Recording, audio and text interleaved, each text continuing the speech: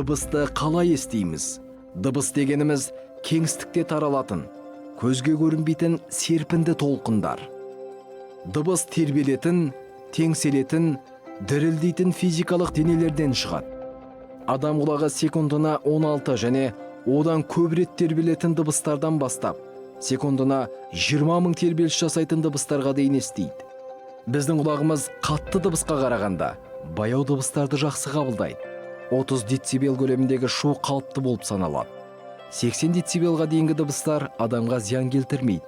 Дыбыс 130 децибелдан асса, адамның құлағы ауыра бастайды.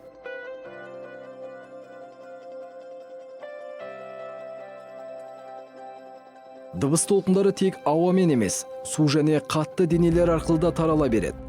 Дыбыстың таралу жылдамдығы әр жерде әр түрлі болады.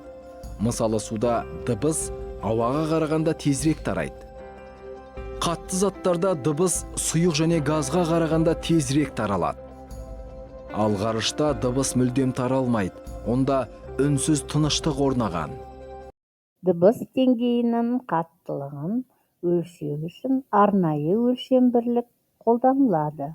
Оны децибел деп атайды. Шудың қалыпты деңгейі 30 децибел болып табылады. Дыбыс көзінен қабылдаушыға дейінгі арақашықтық алыстаған сайын дыбыстың қаттылығы азаяды.